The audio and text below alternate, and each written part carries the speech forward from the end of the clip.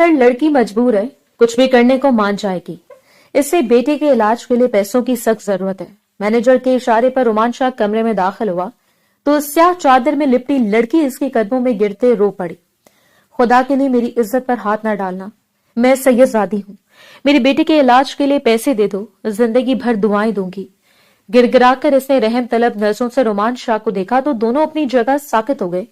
University में Roman Shah ने दोस्तों की चैलेंज करने पर इसे मोहब्बत के जाल में फंसाकर खुफिया निकाह कर लिया था, मगर कुछ जुनूनी कुर्बतों के बाद वो इसे तन्हा छोड़ गया था। ये बेटा मेरा है ना?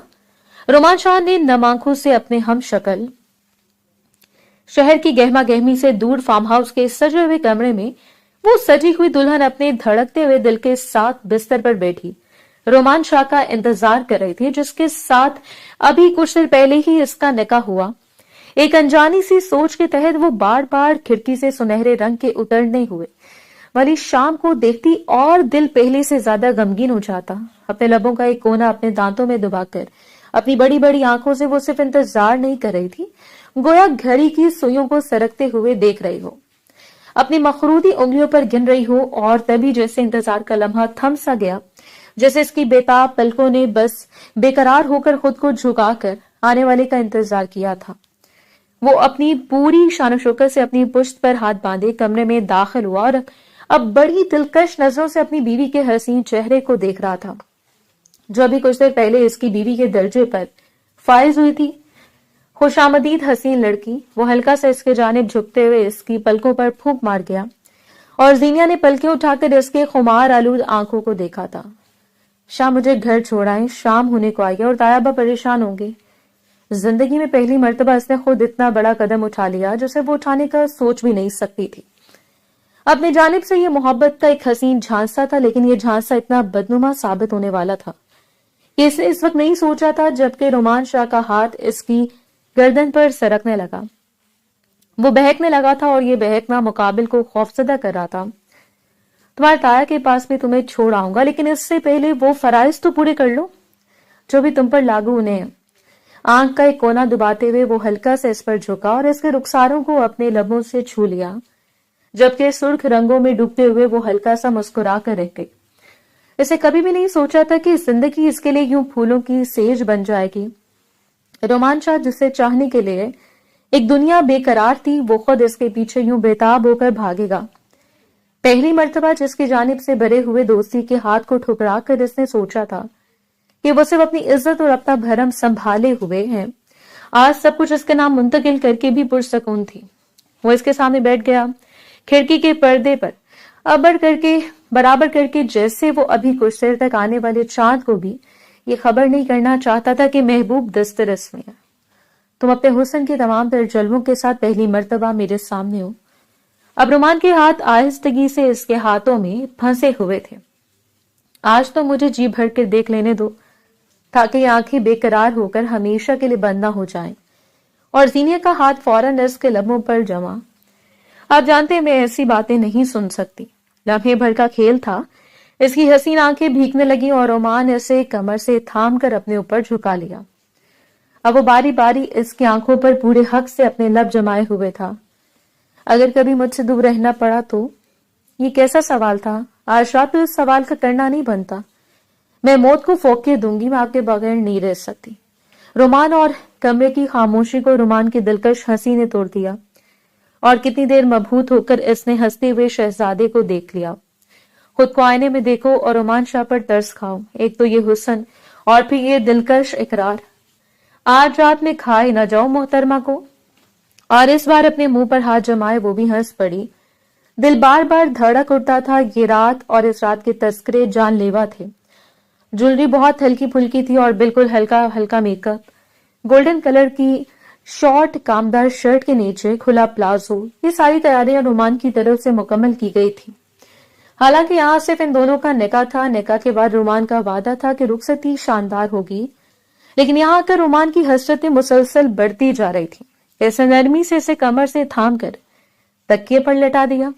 इस वक्त वो इस पर झुका और इसके सांसों को पी रहा था, जबकि वो बिखरी हुई सांसों वाली लड़की मुसलसल अपनी गिरफ्त इस पर मजबूत करते हुए जैसे जान बख्शी की दरख्वास्त दे रही। اس کی گردن پر جا بجا اپنے لب رکھتے اسے جولری سے آزاد کراتا ہوا رومان شاہ اس پر مسلط تھا اور اس کی شدتوں سے گھبراتی وہ اس کے جنون سے پناہ مانگ رہی تھی۔ رومان پلیز مجھے گھر چھوڑائیں۔ اس کے دونوں ہاتھوں کو تھام کر اس نے التجا کی اور رومان کا لہجہ مزید مخمور ہوا۔ آج رات میرے پاس گزار لو، آج تمہارے بغیر گزارا ممکن نہیں۔ وہ اس کی خوشبو سے خود کو استوار کرتا جا رہا تھا جبکہ اس کی خوشبو میں نکھرتی وہ بھی بے حال تھی۔ آخر محبت کا بھرم ہی اس قدر تھا کہ رومان کا مل جانا اس کے لیے کسی معجزے سے کم نہیں تھا۔ تائے ابو وہ مجھے مار دیں گے، اس پر ابھی بھی خوف مسلط تھا۔ میں صبح تمہارا ہاتھ تھام کر ان سب کے سامنے لے جا کر اقرار کروں گا کہ تم رومان شاہ کی بیوی ہو۔ تب تو نہیں ماریں گے نا؟ اس بار رومان نے اس کے حسین چہرے کو اپنے دونوں ہاتھوں میں تھام رکھا تھا۔ وہ دھڑکتے ہوئے دل کے ساتھ اسے دیکھتی رہ گئی۔ ان دونوں کے درمیان یہ طے نہیں پایا تھا کہ رومان اسے سب کے سامنے اتنا جلدی قبول کرے گا، لیکن اب وہ اپنی زبان سے اقرار کر رہا تھا اور وہ ابھی بھی بے یقین تھی۔ آپ سچ کہہ رہے ہیں؟ اس نے اپنی بڑی بڑی آنکھوں کو مزید بڑا کیا اور رومان نے اس کے رخساروں پر لب رکھتے اپنا سر اس بات میں ہلایا۔ وہ اس پر یقین کیسے نہ کرتی؟ محبت ہی اس قدر تھی۔ اب کوئی اور بات نہیں ہوگی، اب صرف مجھے خوش کرنا بنتا ہے تمہارا۔ آنکھ ڈباتے ہوئے وہ بے باکی کی حد پار کر گیا اور وہ اس کی جسارتوں پر سرخ ہوتی مسکراتی رہ گئی۔ اسے لگا تھا وہ رات ملن کی رات ہے، اتنی حسین رات جس کے حسین تذکرے ارد گرد پھیلے ہوئے تھے۔ فارم ہاؤس کے کمرے میں گزاری ہوئی وہ رات اس کی زندگی کی پہلی اور حسین رات تھی، لیکن اسے یہ اندازہ نہیں تھا کہ یہ آخری رات بھی بننے والی ہوگی۔ رومان اس کی زندگی میں 6 ماہ پہلے آیا اور 6 ماہ میں ہی عشق یوں اس کے سر پر مسلط ہوا کہ وہ حجابی لڑکی اپنا دل کھول کر اس کے حوالے کر گئی۔ تم جانتی ہو تم بہت خوبصورت ہو، اور اس سے بڑھ کر ظلم یہ ہے کہ میری دسترس میں ہو۔ اس کے ہاتھوں کو اپنی پناہ میں لیتے وہ اس کے وجود پر نچھاور ہو گیا۔ دور کہیں دور تایا کے گھر میں سو سوالات اٹھائے جا رہے تھے، اس پر بدکرداری کے لیبل لگا رہے تھے، لیکن اس وقت وہ رومان کے پاس تھی اور محبوب جب باہوں میں ہو تب کچھ بھی سوچنے کی فرصت نہیں ہوتی۔ رومان کے وعدوں پر سارے اندیشے جھاگ کی طرح بیٹھتے چلے گئے۔ وہ اس کے دل کے مقام پر سرکے ہزاروں وعدے کر آتا، مستقبل کے حسین خواب جو اس کی حسین آنکھوں میں مزین ہو کر چمکنے لگے۔ اس کے وجود پر وہ اپنی ساری شدتیں لٹا چکا تھا، اپنے سارے جنون کو اس کے وجود میں انڈیل کر پرسکون سا آنکھیں بند کیے اس کے پہلو میں لیٹا ہوا تھا، جبکہ زینیا نے ابھی تک اس کے ہاتھوں کو تھام رکھا تھا۔ بے قراری سے اس کے چہرے کے ایک ایک نقش کو اپنے دل میں ثبت کرتے وہ گویا اسے ازبر کرنے کا ارادہ رکھتی ہو۔ خدا کرے آپ میرے نصیب میں رہیں، خدا کرے کوئی تیز ہوا کا جھونکا آپ کو مجھ سے دور نہ لے جائے۔ روتی آنکھوں کے ساتھ التجا کرتے وہ اٹھ کھڑی ہوئی۔ پروردگار نے اسے جو کچھ عطا کیا تھا اب اس کی شکر گزاری کا وقت تھا، اور اس وقت پاک ہو کر وہ نوافل ادا کرنا چاہتی تھی۔ صبح کی سنہری کرنیں اس کے چہرے پر پڑی۔ رات اس نے نوافل ادا کر لیے تھے، لیکن فجر کی نماز قضا ہو گئی اور اپنی بے دہانی پر وہ جی بڑھ کر بدمزہ ہوئی۔ نماز کے فوراً بعد خیال اپنے پہلو میں لیٹے ہوئے شہزادے کی طرف پلٹا تو وہ حیران ہوئی۔ وہ اس کے پہلو سے اٹھ چکا تھا اور حیرت انگیز طور پر وہ اندازہ بھی نہ لگا پائی۔ اپنا دوپٹہ سنبھال کر اپنے گیلے بالوں کو جوڑے میں لپیٹتی وہ اٹھ کھڑی ہوئی، سر پر خوبصورتی سے دوپٹہ جمائے۔ کتنی دیر کمرے میں ٹہلتی رہی، لیکن کافی دیر گزرنے کے بعد بھی رومان کمرے میں نہیں آیا تو اس نے دروازہ کھول کر باہر جھانکا۔ باہر کا ماحول بہت وسیع و عریض تھا۔ فارم ہاؤس میں ملازمین بھی موجود تھے اور یوں لگ رہا تھا جیسے رومان کا اکثر یہاں آنا جانا ہو۔ دروازہ بند کرتے وہ دوبارہ واپس پلٹ آئی۔ اسے اچھا نہیں لگا تھا ملازمین کے سامنے یوں بے دھڑک چلے جانا، نہ جانے وہ اس کے بارے میں کیا سوچتے۔ کافی دیر گزرنے کے بعد کمرے کے دروازے پر دستک ہوئی۔ وہ بے قرار ہو کر اٹھی۔ جب ادھیر عمر کی ملازمہ اندر داخل ہوئی، اپنا سامان اٹھائے، ڈرائیور آپ کو چھوڑ آئے گا، ملازمہ نے گویا حکم دیا تھا۔ وہ اس سے پہلی مرتبہ یہاں دیکھ رہی تھی، جبکہ ملازمہ کی نظروں میں بھی عجیب سی رونق پھیلی ہوئی تھی، جیسے کہ وہ اس کے کردار کو چھلنی کرتی آنکھوں سے دیکھ رہی ہو۔ کیا مطلب ہے آپ کا؟ رومان کدھر ہے؟ اس نے فوراً سوال داغا۔ یہ بتانے کے لیے مجھے یہاں نہیں بھیجا گیا، اپنا سامان اٹھائیں، ڈرائیور آپ کو چھوڑ آئے۔ اور پہلی بار اس کی چھوٹی سی ناک غصے سے سرخ ہوئی۔ آج تک وہ فضول کسی پر غصہ نہیں کرتی تھی، لیکن خود سے بڑی عمر کی ملازمہ پر اسے واقعی غصہ آیا۔ میں آپ سے یہ پوچھ رہی ہوں کہ رومان کدھر ہے؟ اس بار اس کی آواز تھوڑی سی سخت تھی۔ ملازمہ کی نظروں میں ابھی کمی نہیں آئی۔ وہ صبح ہی حویلی کے لیے نکل چکے تھے اور آپ کے لیے جو حکم تھا آپ کو کہہ دیا ہے وہ حق تک کر کھڑی ہو گئی۔ رومان نے کہا تھا کہ وہ تایا کے گھر اس کے ساتھ جائے گا اور اب اسے بغیر بتائے یا یہاں چھوڑ کر حویلی نکل گیا۔ وہ اب تایا کا سامنا اکیلے کیسے کرتی؟ یقیناً وہ اسے زندہ زمین میں گاڑ دیتے۔ ایک اچھے گھر کی لڑکی ایک پوری رات باہر گزار کر آئی تھی، اس کے بعد وہ اس یقین سے وہاں کیسے جا سکتی تھی کہ وہ لوگ اسے قبول کر لیتے؟ پلٹتے ہوئے وہ فوراً اپنے موبائل کی جانب دوڑی۔ ابھی تک تو وہ پرسکون تھی، لیکن اس وقت عجیب سے خیالات اس کے ذہن میں گڑ گڑ ہو رہے تھے۔ موبائل اٹھا کر اس نے فوراً رومان کا نمبر ڈائل کیا، لیکن رومان کا موبائل آف جا رہا تھا۔ اس نے واٹس ایپ کھولا، واٹس ایپ پر سے نوٹیفیکیشن ریسیو ہوا اور بے قراری سے اپنی کامتی ہوئی انگلیوں کے ساتھ اس نے وائس نوٹ کھول لیا۔ یہ رومان کی آواز تھی۔ اس آواز کو وہ لاکھوں کی بھیڑ میں بھی پہچان سکتی تھی، لیکن قیامت یہ تھی کہ وہ جو کچھ کہہ رہا تھا اسے سننے کے بعد اپنے قدموں پر کھڑا رہنا اس کے لیے وبال جان تھا۔ اپنے لرزتے وجود کو سنبھالے وہ فرش پر بیٹھتی چلی گئی۔ میں عزت کی بات عزت داروں سے کرنے کا قائل ہوں، اور تم کتنی عزت دار ہو، یہ رات تمہیں اپنی دسترس میں لانے کے بعد میں نے پہچان لیا۔ پیار کا سارا ڈرامہ ختم شد جانا، اب تمہاری واپسی کا ٹائم ہو گیا ہے۔ اگر ذرا بھی عزت نفس باقی ہو تو دوبارہ حویلی کا رخ مت کرنا، ورنہ یہاں بندھے ہوئے میرے پالتو کتے تمہیں نوچ کر تمہاری بوٹی بوٹی کر دیں گے۔ یہ بدلہ تھا اسے ٹھکرائے ہوئے ہاتھ کا جو رومان شاہ کی جانب بڑھایا گیا تھا، اور اس نے کھینچ کر موبائل دیوار پر دے مارا۔ دکھ اتنا بڑا تھا کہ وہ رو بھی نہیں پائے۔ اذیت نے اسے چاروں طرف سے گھیر لیا۔ اپنے بالوں کو مٹھی میں دبوچ کر وہ اتنی زور سے چیخی کہ گویا حلق پھٹ چکا ہو۔ نہیں رومان، میرے ساتھ ایسا نہیں کر سکتے، یا اللہ۔ اس کی سانس بند ہو رہی تھی، ہاتھ پاؤں کانپ رہے تھے۔ یہ پینک اٹیک جان لیوا تھا، لیکن اس سے زیادہ جان لیوا تھی وہ خبر جس کے باعث وہ اتنے درد میں مبتلا تھی۔ دیوانہ وار رومان کا نمبر ڈائل کرتی رہی، لیکن رومان کی جانب سے سارے دروازے بند ہو چکے تھے۔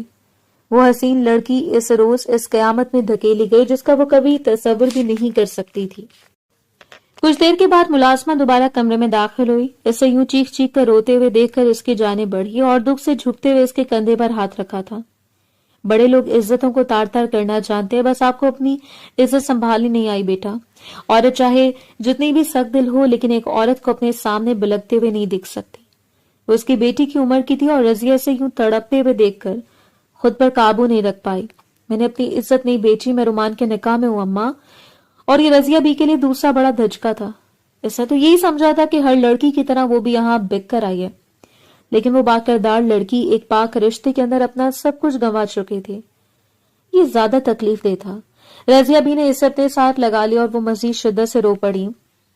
جاؤ گھر چلی جاؤ، یہاں رہو گی تو مزید برباد کر دی جاؤ گی۔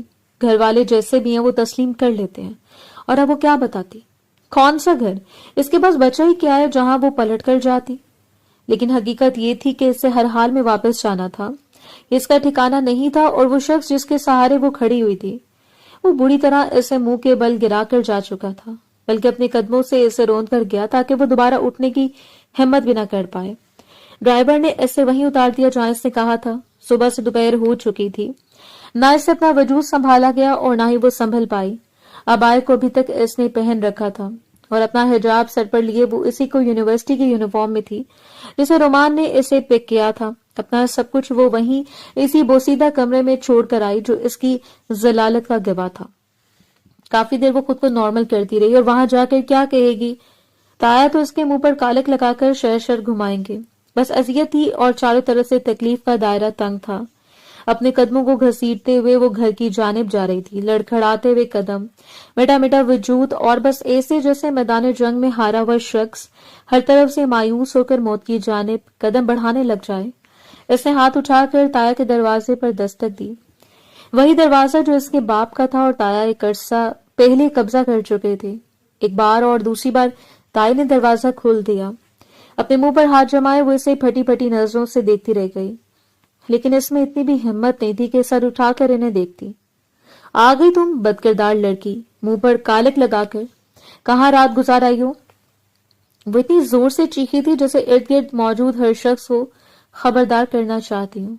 انہوں نے کھینچ کر اسے اندر داخل کیا اور دھکیلتے ہوئے اسے گرا کر پے در پہ थप्पड़ और मुक्के इस पर बरसाती चली गईं और इसी हंगामे के बाद कमरे से निकलता हुआ तनवीर और तायाजान दोनों इसकी जानिब बढ़े। इसने कुछ नहीं देखा था, बस लपकते हुए ताया के कदमों से लिपट गई। मुझे माफ कर दे तायबा, खुदा का वास्ता मुझे माफ कर दे। इनके कदमों पर सरकते वो इतनी जोर से चीखी कि हर एक शख्स साकित खड़ा रह गया और ताया ने ठुकराते हुए इसे दूर धकेल दिया था। कहाँ थी तुम रात भर, किसके साथ थी? और ये एक सवाल था जिसका जवाब इसके पास नहीं था।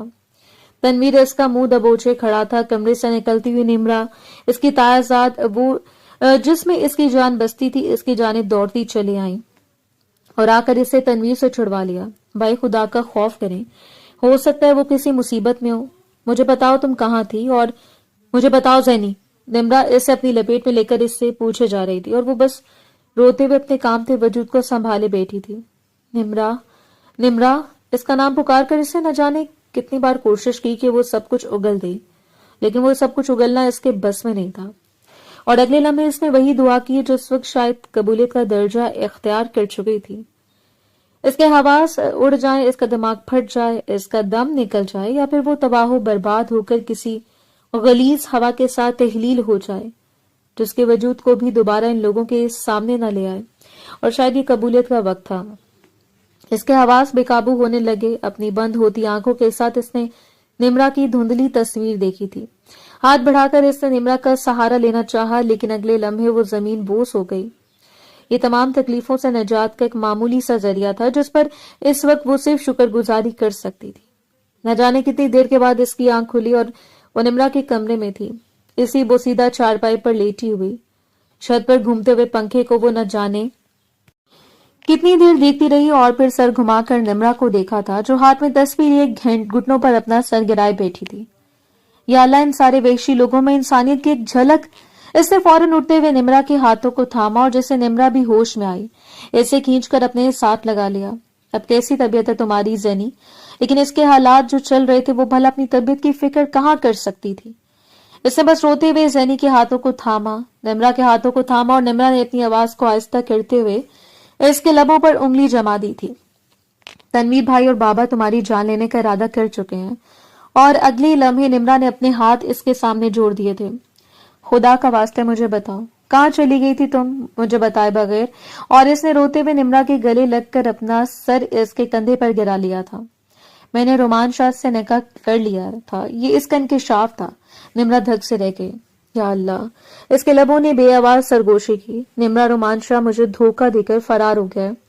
इसे मेरे साथ मोहब्बत नहीं थी। जिस तरह ये इसके लिए तस्लीम करना नामुमकिन था, बिल्कुल इस तरह ये निमरा के लिए भी तस्लीम करना मुमकिन नहीं था। रोमान शाह जैसा पागल शख्स जो इसके इश्क में दीवाना बना फिरता, इसे मुंह के बल गिराकर चला गया। क्या बात कर रही हो तुम? रोमान शाह ऐसा कैसे कर सकता है? और निमरा और वो दोनों एक ही यूनिवर्सिटी की तालबा थी और निमरा सारे वाकयात को बहुत अच्छी तरह जानती थी। मैं नहीं जानती इसने मुझे धोखा दिया है मेरे साथ रात गुजार कर। और इससे ज्यादा वो बोल ही नहीं पाई। यहाँ इसका हलक दर्द करने लगा था और निमरा ने इसे सिमट कर अपने करीब कर लिया। तभी कमरे में शगुफ्ता बेगम दाखिल हुई। इसने बताया कि कुछ इसे दूर करो, खुद से इसके वजूद पर लगी हुई कालक तुम्हारा मुस्तकबिल न तबाह कर दे। वो अपनी बेटी को खबरदार करे थी और इनका हक बनता था। आखिर आज जो कुछ वो कर आई थी, इसके बाद इसे बाहया और बाकिरदार कहना सरासर बेवकूफी थी। अम्मी, मैं इससे पूछ चुकी हूँ, इसका एक्सीडेंट हो गया था। किसी गाड़ी ने इसे हिट किया और ये खौफ के मारे बेहोश हो गई। वही शख्स इसे हॉस्पिटल लेकर गया। बगैर जख्म के ऐसे बहाने भी बुनियाद थे, लेकिन इस वक्त निमरा की समझ में जो आया इसने कह दिया। और शगुफ्ता बेगम अभी तक बेयकीनी से इसे देखती रही। ये इसकी पढ़ाई हुई पट्टी है। निमरा इन्होंने आगे बढ़कर इसे खींचना चाहा था, लेकिन निमरा ने माँ के हाथ पकड़ लिए। अम्मी, खुदा की कसम, आप इसे हाथ नहीं लगाएंगी। अगर वो सारी जिंदगी भी निमरा की ताबेदारी करती तो कम नहीं था। जो एहसान वो इसकी जात पर कर चुकी थी, वो एहसान उतारे जाने के काबिल हो ही नहीं सकता था।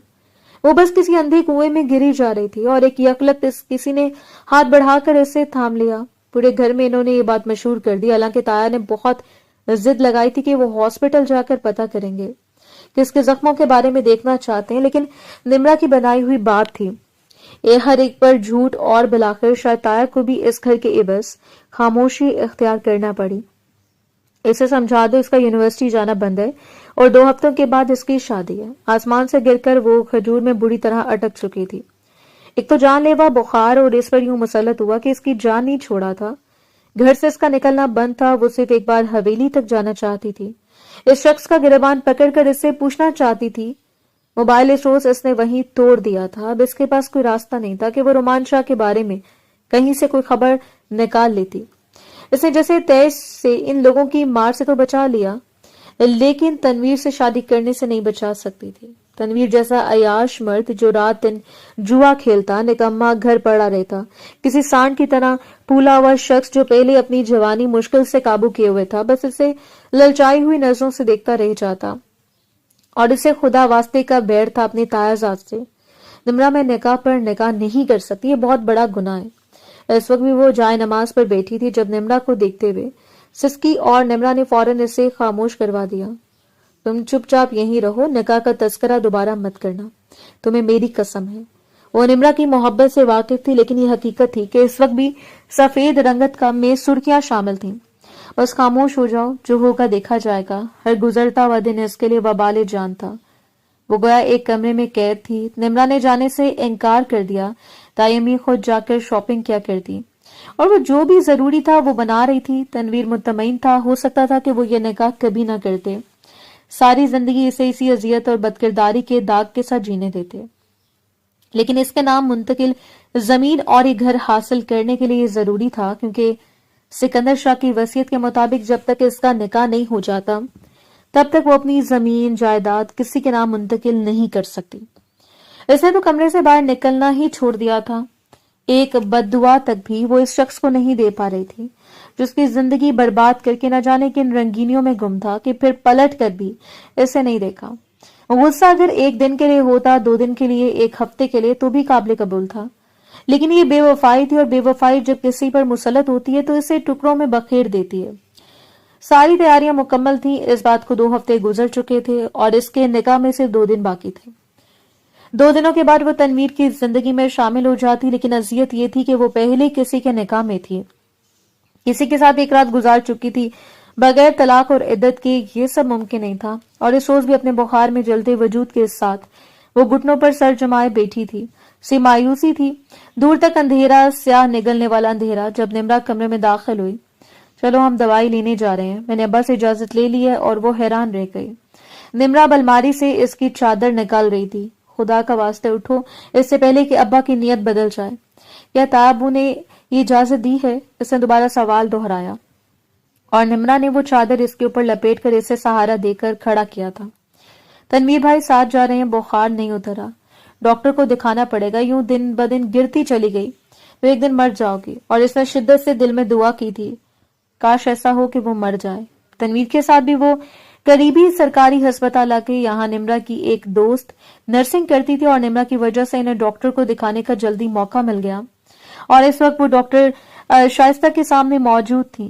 صد شکر اس کے کہ تنویر بابا باہر کھڑا تھا۔ ڈاکٹر نے کچھ ٹیسٹ کیے، اب تو 1-2 گھنٹے ہو چکے تھے، رپورٹس آ چکی تھیں، اور وہ بس سر گرائے اپنی انگلیوں کو مڑوڑ رہی تھی۔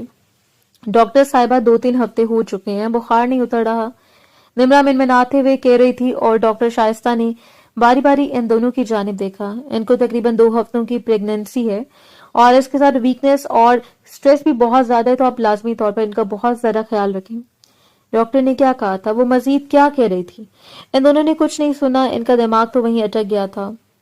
کم ظرف انسان، اس سے بہتر تھا کہ مجھے گولی سے اڑا دیتے، مجھ پر کچھ چھڑکتے ہوئے مجھے دھوئیں کی نظر کر دیتے، تاکہ یہ وجود جل کر بھسم ہو جاتا، اور اسے سزا ملتی اس محبت کی جو اس کے لیے وبال جان تھی۔ ان 2 ہفتوں کے اندر اندر اس نے اتنی اذیتیں دیکھ لی تھی کہ اب رونا بھی بیکار تھا۔ وہ رو بھی نہیں پائی، بس نمرہ اس زندہ لاش کی طرح بیٹھی ہوئی لڑکی کو دیکھتی رہی۔ کوئی راستہ نہیں تھا، ہر طرف سے ہر دروازہ بند تھا، اور ایک نئی اذیت تھی، مجھے کہیں سے زہر لا دو نمرہ، خدا کا واسطہ۔ اس رات وہ ٹوٹتے ہوئے نمرہ کی گود میں بکھر گئی، اور اس کے بالوں میں انگلیاں چلاتے ہوئے وہ پرسوچ نظروں سے اس کا چہرہ دیکھتی رہی۔ کبھی کبھی ایسا ہوتا ہے، محبت ہمارے ارد گرد رہنے والوں کو اتنی شدت سے ڈستی ہے کہ ہم بے وجہ اس سے خوفزدہ ہو جاتے ہیں، اور اس کا حال دیکھنے کے بعد ممکن نہیں تھا کہ وہ لڑکی کبھی کسی کی محبت میں گرفتار ہوتی۔ اگر کوئی شخص زینیا سکندر شاہ جیسی پاک باز اور باکردار لڑکی کی زندگی نگل سکتا ہے تو نمرا حمید کس کھیت کی مولی تھی؟ میرے پاس ایک راستہ ہے اور تمہیں اب اس پر عمل کرنا ہوگا۔ اس کے بالوں میں انگلیاں چلاتے وہ اس کا چہرہ اپنی طرف کیے جا رہا تھا، مڑ گئی اور بے تحاشا سرخ آنکھوں سے زینیا نے نمرا کو دیکھا تھا۔ تم یہاں سے نکل جاؤ۔ وہ بے قرار ہو کر اٹھی، لیکن اس سے پہلے نمرا نے اس کے کندھے کو تھام لیا تھا۔ میں یہاں سب کو سنبھال لوں گی، تم نکل جاؤ، اس شخص کے پاس جاؤ، ہو سکتا ہے وہ اپنی اولاد کا سن کر نرم پڑ جائے۔ خدا کا واسطہ انکار مت کرنا، زینی اور کوئی راستہ نہیں ہے، اپنے ساتھ اس معصوم جان کی زندگی برباد مت کرو، یہ لوگ تمہیں جان سے مار دیں گے۔ لیکن تم، اسے نمرا کی فکر تھی، میں ان کی بیٹی ہوں، کم سے کم 10 دن غصہ کریں گے، میں منا لوں گی سب کو، لیکن تم نکل جاؤ۔ اور اس نے نمرا کو اپنے گلے سے لگا کر بے تحاشا اس کا ماتھا چوم ڈالا۔ میں تمہارا کون کون سا احسان اتاروں گی؟ بھیڑیوں کی بستی میں کسی ایسے انسان کا موجود ہونا اس بات کی گواہی ہے کہ خدا ابھی بھی تمہارے ساتھ ہے۔ اس روز یہ نمرا کا فیصلہ تھا جس پر اسے ہر صورت عمل کرنا تھا۔ اگر وہ عمل نہ کرتی تو ماری جاتی، اور اس کے ساتھ ساتھ ایک اور جان بھی دنیا میں آنے سے پہلے ختم ہو جاتی۔ وہ مایوں کی رات تھی اور اسے زرد رنگ کا شرارہ پہنایا گیا، اس کے ہاتھ پر مہندی لگائی، مایوں کی رسم ہوئی، تنویر اس کے پہلو میں بیٹھا ہلکی پھلکی چھیڑ خانیاں کرتا رہا، لیکن وہ سر جھکائے کسی اور ہی سوچ میں مبتلا تھی۔ اور کچھ دیر گزرنے کے بعد نمرا نے اسے سہارا دے کر اٹھا لیا۔ اس کی طبیعت ٹھیک نہیں ہے، آرام کرے گی، اور ویسے بھی اب میری باری ہے، میں نے اپنے بھائی کی رسم کروں گی، تب تک یہ کل کے دن کے لیے تیار ہو۔ کھلکھلاتی ہوئی نمرا اپنے چہرے سے بھلا کہاں خبر دینے والی تھی کہ وہ بے کون سی ترکیب استعمال کر رہی ہے۔ ہاں تم اسے اندر لے جاؤ، شگفتہ بیگم نے اجازت دے دی۔ وہ تو چپ چاپ کسی بت کی طرح وہی کر رہی تھی جو نمرا نے کہا تھا۔ اس دنیا میں اگر وہ کسی پر آنکھیں بند کر کے اعتماد کر سکتی تھی تو وہ یہی ایک لڑکی تھی۔ اسے کمرے میں لانے کے بعد نمرا نے ایک سادہ سا سوٹ اور عبایا اس کے ہاتھ میں دیا۔ اسے پہن لو، میں دروازہ بند کر رہی ہوں، کسی کو اندر نہیں آنے دوں گی۔ پچھلی راہداری سے گزرتے ہوئے مجھے پرانے واش روم کے پاس ملنا۔ جلد بازی میں ایسے بات سمجھاتے ہوئے وہ باہر کی جانب لپکنے لگی اور اسے نمرا کے دونوں ہاتھوں کو تھام لیا۔ میں دعا کروں گی کہ ایک بار پھر تم سے ملاقات ہو۔ آنسو اس کی آنکھوں سے ٹوٹ کر گر رہے تھے۔ اور میں دعا کروں گی کہ تم واپس پلٹ کر یہاں نہ آؤ۔ یہ بس بچھڑنا تھا اس عظیم لڑکی کو جس نے وفا اور دوستی کی ہر حد کو عبور کر لیا تھا۔ اس سے بچھڑنے کا وقت تھا، اس کے تمام احسانات اپنے کندھوں پر لاد کر یہاں سے نکلنا تھا۔ اس نے عبایا پہن لیا، نہایت احتیاط کے ساتھ کھڑکی سے پھلانگتے ہوئے وہ پچھلی دیوار سے گزرتے نمرا کی بتائی ہوئی جگہ پر جا رہی تھی۔ بس دل دھڑک رہا تھا، قدم لڑکھڑا رہے تھے۔ اس وقت وہ رومان شاہ کی بیوی نہیں، اس ننھی سی جان کی ماں تھی۔ بیٹی ہونے کا حق تو ماں باپ کی آنکھیں مونتے ختم ہو گیا، اور بیوی کا حق شاید اس وقت جب اسے چھوڑ کر اپنے لیے دوسرا راستہ منتخب کر گیا۔ اس وقت ایک ہی رشتہ تھا اس کے پاس، اور وہ کسی کی ماں تھی، دنیا کا مضبوط ترین رشتہ۔ نمرا پہلے اس کی منتظر تھی، اس کا ہاتھ کھینچتے ہوئے وہ دروازے تک لے آئی اور دروازہ کھول دیا۔ وہ پچھلی گلی کا زنگدار دروازہ تھا جو ایک عرصے سے بند تھا، عجیب سی آواز کے ساتھ کھلا اور نمرا نے اسے باہر دھکیل دیا۔ فی امان اللہ۔ وہ پلٹ کر ایک بار نمرا کو دیکھ بھی نہیں پائے، بس وہ بھاگتی جا رہی تھی اس راستے سے باہر۔ یہاں سے وہ کہاں جاتی یہ اس سے معلوم نہیں تھا، بس سب کچھ خدا کے سپرد تھا۔ وہ اندھا دھند بھاگتی چلی گئی، پھولی ہوئی سانسیں، بہتے ہوئے آنسو، بخار میں مبتلا جسم، اور اس راستے پر آ کر وہ رکی جہاں یونیورسٹی کی بس ان دونوں کو لینے کے لیے آئی تھی، اور یہاں سے شہر کا راستہ شروع ہو جاتا۔ اس نے پلٹ کر وہ حدود دیکھی جہاں بہت کچھ کھویا بھی تھا اور بہت کچھ پایا بھی تھا، بہت کچھ ایسا جو شاید وہ کبھی نہیں بھول سکتی تھی۔ اچانک دور سے آنے والے رکشے کی آواز پر وہ گردن موڑ کر دیکھنے لگی۔ خود کو باہر میں یوں کور کر رکھا تھا کہ کوئی اسے آسانی سے پہچان نہیں پاتا۔ رکشہ اب اس کی جانب آ رہا تھا، اس نے نمرا کا عبایا پہن رکھا تھا۔ قریب آ کر رکشے والے نے رکشہ روک دیا۔ وہ ابھی تک چند قدموں کے فاصلے پر کھڑی رہی جب گاؤں کے رحمان چچا نے اسے خود مخاطب نہیں کیا تھا۔ بیٹا آ جاؤ، ٹائم بہت زیادہ ہو چکا ہے۔ اور حیران ہوتی وہ قدم بڑھا کر رکشے میں بیٹھ گئی۔ خوف اس قدر مسلط تھا کہ وہ پوچھ ہی نہیں پائے کہ وہ یہاں کیسے یا کچھ بھی، بس وہ ایک انجانے راستے پر جا رہے تھے اور وہ خاموشی سے درود شریف کا ورد کر رہی تھی۔ میں تو بزرگ آدمی ہو چکا ہوں، اتنی رات کو نہیں جاتا، لیکن نمرا بیٹی اس وقت میرے گھر آئی اور مجھے بتایا کہ ان کی کسی دوست کو ارجنٹ شہر چھوڑنا ہے۔ آپ میری بیٹیوں کی طرح اتنی منت کر رہی تھی تو تمہارے چچا کو نکلنا پڑا، اور اس نے روتے ہوئے چہرہ ہاتھوں پر گرا لیا۔ خدا تمہارے نصیب میں کبھی رومان شاہ جیسا شخص نہ لکھے میری جان۔ میں نے اگر زندگی میں لاکھ بڑے چہرے دیکھے ہیں تو تمہارا چہرہ ان سب کی غلاظت کو دھو سکتا ہے۔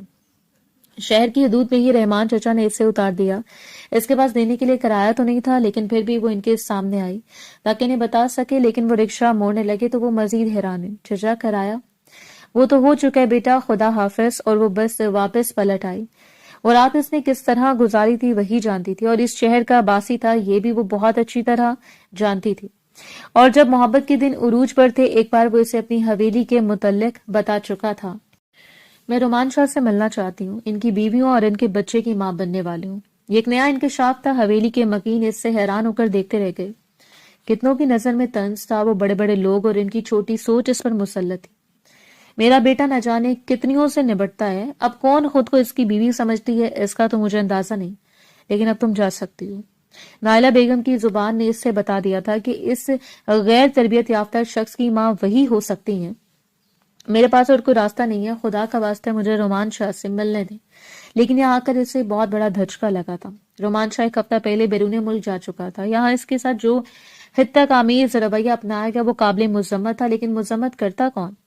इफ्तिखार शाह नायला बेगम इसे गार्ड्स के हाथों में सौंप कर हवेली से बाहर फेंकवा चुके थे, और वो दिन भर की भूखी प्यासी लड़की सारा दिन इनके दरवाजे पर बैठी रही। इससे यकीन हो चुका था कि मोहब्बत मकाफात पर उतर आई है। मोहब्बत ने इसे तजलील के काबिल समझ लिया, और अब दर दर की ठोकरें इसका मुकद्दर है। ऑफिस के इस वसी और इस कमरे में वो ग्लास डोर से बाहर देखता न जाने किन सोचों में मगन था। सिगरेट सुलगते हुए खुशबूदार धुएं को हवा में उड़ा रही थी, लेकिन वो इन्हें सोचों पर अटका हुआ था जो इस पर भारी थी। वो दिन आज भी इसे सुलगा देता जिस दिन इसने सब दोस्तों के कहने पर ही इस हिजाबी लड़की की तरफ दोस्ती का हाथ बढ़ाया, और वो इसे अपनी तेज नजरों से देखती हुई धुतकार कर निकल गई। दूसरी मर्तबा फिर वो इस हसीन लड़की के सामने आया था। मैं रोमान शाह हूं और इससे अपनी खुशनसीबी समझो कि तुम्हारे सामने हाथ फैलाने खड़ा हूं। लेकिन इस लड़की ने इसे खुद से दूर धकेल दिया।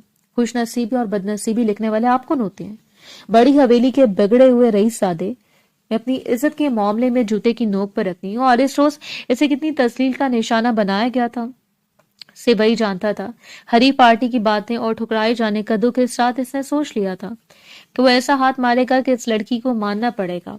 रोमान शाह इसकी बदनसीबी की बुनियाद बन सकता है। इस रात इसे इस्तेमाल करने के बाद अपनी शिद्दत का निशाना बनाकर वो इसे वहीं छोड़कर चला गया, और इसके बाद सारे राब्ते खत्म कर दिए। ये इसकी अना की तस्कीन थी। वो बार हार कर भी जीत गया। सब कुछ मुकम्मल था। इस रोज हवेली आने के ठीक 2 दिनों के बाद ही वो बैरून मुल्क चला आया, लेकिन न जाने क्यों जमीर बार बार इससे कहता था कि वो जीता नहीं बल्कि हार गया, बहुत बुरी तरह। इस रात हवेली की मुलाजमा रजिया जो पहले फार्म हाउस में थी इससे मुलाकात कर चुकी थी। इसने एक बार फिर आकर इसके सर पर हाथ रखा। वो बस निढाल पलकें उठाकर इससे देखती रही। अम्मा मेरी मदद करें, मुझे रोमान शाह तक पहुंचा दें। और रजिया भी ने इससे अपने साथ लगा लिया था। चलो मेरे घर चलो। खुदा की जमीन पर सारे लोग बुरे नहीं होते, बस मसला ये था कि इसका वास्ता से बुरे लोगों से पड़ा था। रोमान शाह वाकई बैरून मुल्क चला गया। तुम्हारे पास 2 रास्ते हैं मेरा बेटा, या तो खुद को खत्म कर लो या फिर एक नए सिरे से आगाज करो इस जान के लिए जो तुम्हारे पेट में मौजूद है। रजिया भी और शेर चचा इलाके के सबसे बोसीदा घर में रहने वाले एक गरीब जोड़ा था। एक अरसा पहले इनकी बेटी के साथ यही सलूक हुआ, और इस इलाके के किसी दरिंदे ने इस पर अपनी वहशत दिखाई, और इसके बाद इसने मौत को गले लगाकर अपने बूढ़े माँ बाप को अकेला छोड़ दिया। मेरे पास कोई सहारा नहीं अम्मा, मैं इस औलाद को लेकर कहाँ जाऊंगी? वो ससक पड़ी। क्या तुम्हारे लिए अल्लाह काफी नहीं है? शेर चचा ने अपना लड़ता हुआ हाथ इसके सर पर रख दिया। जिनके लिए अल्लाह काफी होता है इन्हें इस सहारों की जरूरत नहीं पड़ती। तुम्हारी जिंदगी बर्बाद करने वाले को वो मुंह के बल गिराकर तुम्हारे सामने रहेगा, बस तुम सब्र करके तो देखो। और इस रोज इसने सब्र का रास्ता चुन लिया। चाहे बहुत मुश्किल था, चाहे इसके लिए सारा जहां छोड़ना पड़ा, लेकिन इस रोज इसने अपनी नई पहचान बनाई। रजिया भी और शेर की बेटी की पहचान चंद दिन वो इनके घर में मेहमान की हैसियत से रही, लेकिन मुस्तकिल तौर पर इसी जोड़े को अपना सहारा बना लिया। खुदा अगर बेसहारा करता है तो खुद को इनके बेसहारा लोगों के साथ जोड़ लें जो किसी मुखलिस सहारे की तलाश में हैं। अपने लिए ऐसे सहारे ना ढूंढें जिनके पास पहले से हजारों कंधे हैं। सिर्फ एक माह के अंदर अंदर इसने अपने लिए जॉब तलाश कर ली। दोनों ने हवेली से जॉब छोड़ दी और वो इन्हें लेकर एक छोटे से घर में मुंतकिल हो गई। ये सब कुछ आसान नहीं था। इसके लिए न जाने कितनी बार इसे टूटना पड़ा, सिसकना पड़ा, बिखरना पड़ा, लेकिन अब इनके पास जीने के लिए वजह थी, माँ थी, एक बाप जैसा शख्स था जो इस पर इन्हिसार करता था। करीबी मिल में शेर चचा ने चौकीदारी की नौकरी कर ली, लेकिन रजिया भी अब इस काबिल नहीं रही थी کہ وہ گھر کے کام کاج کرتی. یہ گھر علاقے سے زیادہ دور نہیں تھا لیکن تقریباً شہر کی حدود میں تھا، جہاں سے اسے شہر جاتے ہوئے تقریباً 1 گھنٹہ لگ جاتا. آہستہ آہستہ سرکنے لگے تھے اور اس نے موبائل لے لیا. نمرا نے اسے رابطہ کیا لیکن شاید نمرا اس کے جانے کے بعد کسی ایسے جال میں پھنسی تھی کہ چاہنے کے باوجود وہ پھر اسے تلاش نہیں کر پائی، کیونکہ ایک نیا آغاز تھا. وہیں سے آغاز جہاں سے اس کے لیے اختتام لکھ دیا گیا. اس ساتھ اس نے حویلی کال کی. نائلہ بیگم نے باتوں باتوں میں اس سے بتایا تھا کہ کوئی لڑکی حویلی آ کر مطالبہ کر رہی تھی کہ وہ نہ صرف رومان شاہ کی بیوی ہے بلکہ اس کے ہونے والے بچے کی ماں، لیکن انہوں نے اسے حویلی سے کوسوں دور پھینکوا دیا اور وہ تھم سا گیا تھا. کون تھی وہ لڑکی؟ دھڑکتے ہوئے دل اور ٹوٹے ہوئے لہجے کے ساتھ اس نے پوچھا اور نائلہ بیگم نے بات کو ہوا میں اڑا دیا. چھوڑو اس بات کو، تم لائبہ کے بارے میں سوچو. میں آپ سے پوچھ رہا ہوں وہ لڑکی کیسی تھی؟ اس نے دوسری بار اپنا سوال دہرایا اور نائلہ بیگم نے سرسری سا اس کا حلیہ بیان کیا. اب آیا آپ موجود تھی، تقریباً 22-23 سال عمر کسی چھوٹے گھر کی لڑکی معلوم ہو رہی تھی. کم سے کم اپنے تعلقات بڑھانے سے پہلے اسٹیٹس تو دیکھ لیا کرو. لیکن اسے موبائل دور اچھالتے ہوئے ان کی بات کو ہی نظر انداز کر دیا تھا. وہ سر تھام کر بیٹھ گیا. آپ سے دور جانا میرے لیے وبال جان ہوگا رومان شاہ. اگر آپ مجھے چھوڑ گئے تو میں خود کو موت کے حوالے کر دوں گی.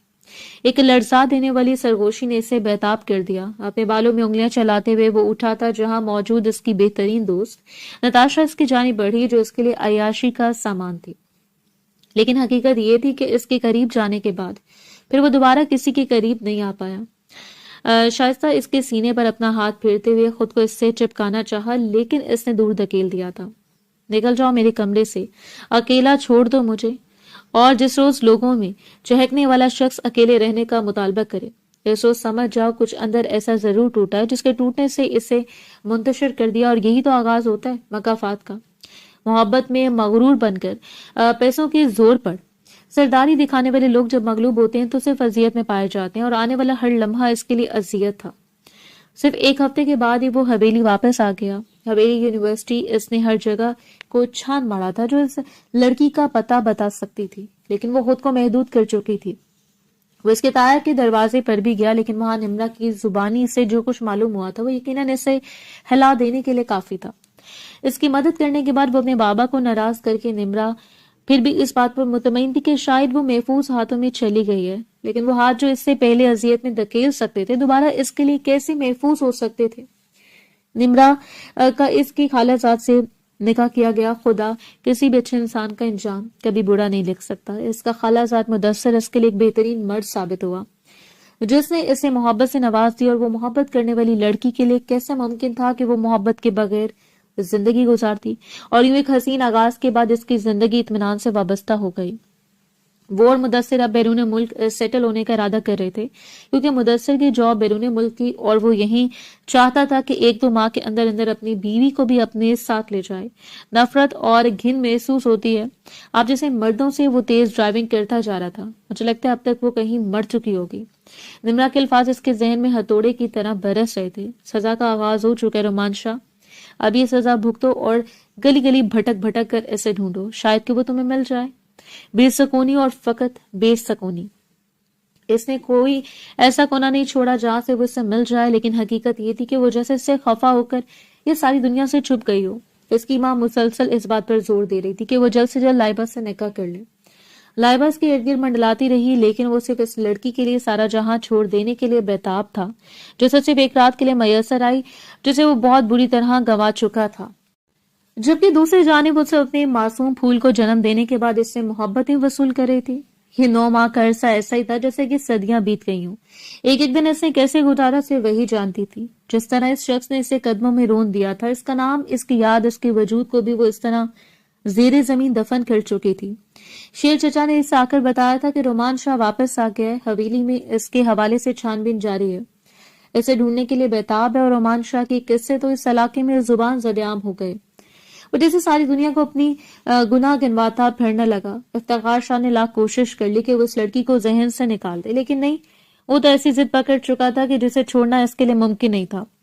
تڑپنے کی باری تمہاری ہے رومان شاہ. اب اتنا تڑپ لو کہ تم تڑپ تڑپ کر مر جاؤ لیکن اس کے بعد بھی مجھے تم پر افسوس کے علاوہ کچھ نہ ہو. وہ پتھر کی ہو چکی تھی. عورت کو خدا نے ایک پھول کی طرح تراشا اور اگر اس پھول کو مسل دیا جائے تو پھر وہ کسی کام کا نہیں رہتا. اور اسے بھی مسل دیا گیا تھا بری طرح۔ اتنے عرصے کے سکون کے بعد وہ اس کی زندگی کا سیاہ دن تھا۔ آفس میں کام کرتے کرتے اب اپنی ایمانداری کی وجہ سے وہ اچھا مقام حاصل کر چکی تھی۔ اس کی عزت پہلے سے کئی گنا بڑھ چکی تھی۔ رحمان فاروقی وہ نام تھا جس نے اسے سر آنکھوں پر بٹھا رکھا تھا۔ وہ حیادار باپردہ لڑکی اس کے لیے قابل عزت تھی۔ رحمان فاروقی رحمان انڈسٹری کا اکلوتا مالک تھا جس کی بیوی کا تقریباً 3 برس قبل انتقال ہو گیا۔ اس کی 3 سال کی ایک چھوٹی سی بچی تھی اور اب آفس کے کاموں سے ہٹ کر وہ رحمان فاروقی کی بچی کو سنبھالتی۔ اپنے بیٹے نوران کے ساتھ یہ اس کی زندگی کے خوبصورت ترین دن تھے۔ نوران اب 1 سال کا ہو چکا تھا اور اس روز اس کی برتھ ڈے کے حوالے سے وہ اسے ٹوائز دلانے لگی۔ پہلی مرتبہ اپنے بیٹے کو پورے حق سے اٹھا کر وہ ساتھ لے آئی تھی۔ وہ 1 سال کا معصوم سا پھول اس کے بازوں میں مچلتے ہوئے دنیا کو دیکھ رہا تھا۔ شیر چچا اس کے ساتھ تھے۔ رضیہ بی کی طبیعت کچھ بہتر نہیں تھی، سو وہ گھر پر رکی رہی۔ ان کے لیے وہ ایک بیٹی سے بڑھ کر ثابت ہوئی تھی جسے پانے کے بعد وہ اپنی بیٹی کا غم تقریباً بھلا چکے تھے، ورنہ ان کے جینے کا سہارا ختم ہو چکا تھا۔ اس وقت وہ واپس آ رہے تھے جب رکشے والے نے زوردار ٹکر ماری اور اس کے ہاتھ سے نوران اچھلتے ہوئے دور جا گرا۔ وہ بلکتی رہ گئی۔ اس کے اپنے گھٹنے پر چوٹ لگی تھی۔ بازوں کا درد اسے بلبلانے پر مجبور کر گیا۔ شیر چچا محفوظ تھے لیکن وہ نوران کی جانب لپکی۔ اس کے ماتھے پر شدید چوٹ آئی۔ وہ بہت رو رہا تھا۔ اپنے حجاب کی بھی پرواہ کیے بغیر اس نے اپنے ہاتھوں میں اپنی پوری زندگی کو اٹھا لیا تھا، جیسے ارد گرد پوری دنیا ساکت ہو چکی ہو۔ بھلا کوئی اس شخص کے نقصان کا اندازہ لگا سکتا ہے جس کی کل کائنات اس کے ہاتھوں میں کھرکتی جا رہی ہو، جس کے سہارے سے دنیا کو تسلیم کیا ہو؟ اور انہی لوگوں میں سے ایک کے سامنے بڑی سی گاڑی رکی اور اس گاڑی میں لپک کر آتا ہوا شخص بھی وہ نہیں دیکھ پائے۔ اس نے سہارا دے کر بچے کو گاڑی میں بٹھایا تھا۔ پچھلی سیٹ پر ان دونوں کو منتقل کرتے وہ ڈرائیونگ سیٹ سنبھال چکا تھا۔ یہ سب کچھ اتنی بڑک رفتاری سے ہوا کہ کسی کو اتنا موقع ہی نہیں ملا کہ وہ ایک دوسرے کو دیکھ پاتے۔ نوران کے ماتھے سے نکلتا ہوا سرخ سیال اسے بحال کیے جا رہا تھا۔ خدا کا واسطے جلدی گاڑی چلائیں، خدا کا واسطے۔ نوران جیسے اب رو رو کر بے سود ہو چکا تھا۔ گاڑی روک کر اس کی ماں کے ہاتھوں سے وہ روئی جیسا ملائم وجود لیتے ہوئے وہ ہسپتال کے عملے کی جانب بڑھا۔ خوفزدہ ہو کر اس کے ساتھ وہیں بیٹھ گئی۔ شیر چچا نے اسے سہارا دے کر اندر بٹھایا اور اس نے اپنا نقاب کھول دیا۔ گہرے گہرے سانس لیتی وہ اپنے کانپتے ہوئے ہاتھوں میں چہرہ گراتے ہوئے تھی۔ شیر چچا باہر اس کے لیے پانی لینے بھاگے۔ کسی اور کی اولاد کے لیے وہ شخص اتنا بےتاب کیوں ہو رہا تھا؟ وہ بچہ ڈاکٹر کے حوالے کرتے ہوئے وہیں ہاتھ مسئلہ کھڑا رہ گیا۔ کافی دیر اسے نوران کی رونے کی آوازیں آتی رہیں اور اس کے بعد گہری خاموشی چھا گئی۔ وہ ابھی تک وہیں ساکت کھڑا رہا جب ڈاکٹر باہر آئے۔ اللہ کا شکر ہے سب کچھ ٹھیک ہے بیبی کو سکون کا انجیکشن دے کر سلا دیا گیا ہے۔ زخم اتنا بڑا اور گہرا نہیں تھا۔ ڈاکٹر نے اسے تسلی دی اور ڈاکٹرز کا شکریہ ادا کرتے ہوئے وہ پلٹا۔ چند قدموں کے فاصلے پر وہ لپکتے ہوئے ڈاکٹر کی جانب بڑھی تھی اور ڈاکٹر نے وہی الفاظ دہرا دیے، لیکن وہ تھم چکا تھا۔ اس بار اس نے پہلی مرتبہ اسے روتے ہوئے چہرے کو دیکھا تھا۔ وہ دونوں بے حال تھے لیکن شیر چچا پہلے یہ جان چکے تھے، لیکن یہ وقت نہیں تھا ان باتوں کا۔ سو خاموشی سے چند قدم دور کھڑے رہے۔ بہت شکریہ آپ کا، آپ نے میرے بیٹے، اور اس سے زیادہ وہ بول ہی نہیں پائی۔ دونوں نے ایک دوسرے کو دیکھا تھا ایک مدت کے بعد، جیسے وقت ایک دوسرے کو دہرا رہا ہو، جیسے ایک عرصے کے بعد یونیورسٹی میں رومان شاہ اسے دلکش نظروں سے دیکھتے ہوئے مسکرا رہا ہو، جیسے یہ آغاز ہو، لیکن یہ آغاز نہیں تھا۔ اگلے لمحے وہ بےتاب ہو کر اس کی جانب دوڑا۔ زینی تم، اس کے لبوں نے اتنی شدت سے سرگوشی کی تھی کہ وہ چاندی کا مجسمہ اپنی جگہ بے قرار اسے دیکھتا رہ گیا، اور پھر اس نے پلٹ کر ہاسپٹل کے اس کمرے کی جانب دیکھا تھا۔ میرا بیٹا، اسے مٹھی بنا کر اپنے سینے پر رکھی تاکہ جذبات کے باعث مڑ نہ جائے، اور اگلے لمحے وہ چاندی کا مجسمہ ٹوٹا اور اس پر لپکتے ہوئے اسے تھپڑوں سے سرخ کر چکا تھا۔ اس نے کچھ بھی نہیں دیکھا۔ ہاسپٹل کا ماحول، ارد گرد آتے جاتے لوگ، اس شخص کی عزت وقار، سب کچھ مٹی میں مل گیا۔ اس کے چہرے پر اتنے تھپڑ رسید کر چکی تھی کہ اس کی روح تک گھائل ہو جائے۔ خدا تمہیں برباد کرے، تم ساری زندگی محبت کو ترستے رہو۔ وہ بس چپ چاپ مار کھائے جا رہا تھا۔ ایک بار بھی ہاتھ اٹھا کر اس کے ہاتھوں کو تھامنے کی کوشش نہیں کی۔ اتنے عرصے کا انتظار اب ختم ہوا تھا۔ اب وہ اس کے بازوں میں تھی۔ نکل جاؤ میری زندگی سے، نہ مجھے تمہاری ضرورت ہے نہ تمہارے نام کی، اور نوران میرا بیٹا ہے۔ شیر چچا اسے سنبھال رہے تھے۔ لوگ ارد گرد کھڑے تماش بین بنے ہوئے تھے، لیکن وہ بس بہتی ہوئی آنکھوں کے ساتھ اپنی تباہی کو دیکھ رہا تھا۔ یہ اس کا مقدر تھا جو اس نے خود لکھا، اور اس روز اسے اندازہ ہوا تھا کہ بد نصیبی سے دوسرے کہ حق میں نہیں لکھی جاتی، بے دہانی میں دوسرے کے ایک حق میں لکھی ہوئی بدنصیبی ہمارا مقدر بن جاتی ہے۔ اس روز اس کے پاس سب کچھ تھا، اس کی اولاد تھی، اس کا اپنا بیٹا، مخلص رشتے، لیکن وہ خالی ہاتھ کھڑا ہوا شخص وہیں کھڑا رہ گیا۔ اس روز اس شاندار حویلی کے لان میں سر گرا کر بیٹھا ہوا شخص رومان شاہ تھا، وہی مغرور کے اعلیٰ عہدے پر فائز رومان شاہ، جسے افتخار شاہ نے اپنے مغرور بننا سکھایا تھا، جسے نائلہ بیگم نے دوسروں کی زندگیوں کو روندنا سکھایا تھا، اور آج اس کی اتنی زندگی بربادیوں کا شکار تھی۔ ماما خدا کے لیے اسے منا کر لائیں، بابا صرف ایک بار میں اپنے بیٹے سے ملنا چاہتی ہوں۔ چیخ چیخ کر روتے ہوئے وہ اپنے ماں باپ کے سامنے التجا کر رہا تھا، لیکن وہ ہر چیز اسے زبردستی دلانے والے آج بے بس کھڑے تھے۔ کم سے کم اولاد کی تربیت کے وقت یہ خیال لازمی رکھنا چاہیے کہ زندگی میں کبھی انہیں ایسی ہار کا سامنا نہ کرنا پڑے جو دوسروں کی زندگیوں سے کھیل کر حاصل کی جائے۔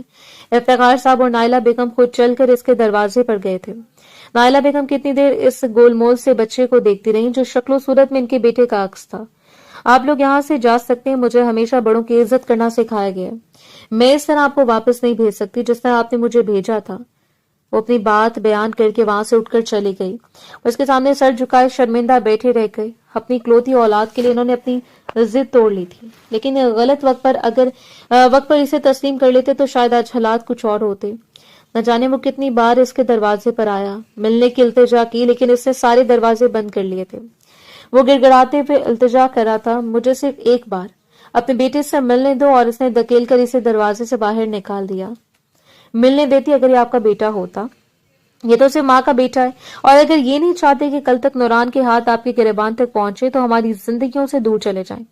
مجھے صرف علیحدگی چاہیے رومان شاہ، تاکہ میرا بیٹا صرف ایک طلاق یافتہ کا بیٹا کہلائے، نہ کہ وہ عورت جس میں محبت میں رون دیا گیا، نہ کہ اس عورت کا بیٹا جس پر بد کرداری کا بدنما داغ لگا کر اس کی زندگی برباد کر دی گئی۔ اس روز اس کے سامنے وہ ایک بار پھر ایسے روئی تھی جیسے کہ مدت پہلے اس کے چھوڑ جانے پر، اور وہ چپ چاپ واپس پلٹ آیا۔ ان باتوں کو سن چکا تھا کہ رحمان گروپ آف انڈسٹری کا مالک رحمان فاروقی اس سے نکاح کا خواہش مند ہے۔ وہ ایک اچھی زندگی ڈیزرو کرتی ہے، ایک اچھی زندگی اس کا مقدر بھی بن جائے گی، لیکن خالی ہاتھ رہ جانے والوں میں سے وہ تھا جو ساری عمر سلگتا رہے گا۔ یہ اس کی زندگی کا مشکل ترین فیصلہ تھا، لیکن یہ فیصلہ حد سے زیادہ ضروری تھا۔ اپنے نام کی تمام جائیداد نوران کے نام منتقل کرنے کے ساتھ ساتھ طلاق کے کاغذات پر دستخط کرنے کے بعد وہ ایک بار پھر اس کے دروازے پر گیا۔ یہ تمہاری امانت اور یہ تمہارے بیٹے کی اس بار پہلی مرتبہ اسے میرا بیٹا کہنے سے اجتناب کیا تھا۔ شاید وہ سمجھ چکا تھا کہ وہ اس کے بچے پر کوئی حق نہیں رکھتا، اور یہی حقیقت تھی۔ صرف ایک بار مجھے اپنے بیٹے سے ملنے دو، اور یہ بھی اس معصوم سی لڑکی کی دیدی لے رہی تھی کہ نوران نے کو اس کے ہاتھ پر رکھ دیا۔ چند قدم کے فاصلے پر وہ بس نظریں جھکائے بیٹھی رہی۔ اس بار اس کے انداز میں کوئی ہار نہیں تھی، اس بار وہ سر اٹھا کر اس کے مد مقابل آئے۔ آنسوں کے درمیان اپنے بیٹی کو بے تحاشا چومتے ہوئے وہ اس سے گلے لگا کر اس کی خوشبو کو محسوس کرتا رہا، اور وہ روئی جیسا سفید وجود اس کے انجان لمس پر بس اسے مسکراتے ہوئے دیکھتا رہا۔ میرے بیٹے کا اور اپنی بیٹی کا خیال رکھے گا شیر چچا، یہ احسان میں ساری زندگی نہیں بھولوں گا۔ اس نے آخری بار شیر دل کو گلے لگایا، جو باپ نہ ہونے کے باوجود باپ کہلانے کا حقدار تھا، اور اس روز وہ ہمیشہ کے لیے ان فضاؤں کو خیرآباد کہہ کر بیرون ملک چلا گیا۔ یہی اس کا اختتام تھا، ایک ایسا اختتام جس کے بعد شاید ہی آغاز ممکن ہو۔ اپنی عزت نفس کو ہمیشہ مقدم رکھیں۔ محبت بار بار مل جایا کرتی ہے، لیکن عزت نفس اگر قدموں میں رکھ دی جائے تو وہ بے نام و نشان ہو کر رہ جاتی ہے۔ اگر کوئی آپ سے دامن چھڑا کر دور چلا جائے اور ایک عرصے کے بعد پلٹ کر آپ کی خبر گیری کرے تو اس کے قدموں میں بیٹھ جانے والے شخص کو قابل رحم سمجھیں، قابل محبت نہیں۔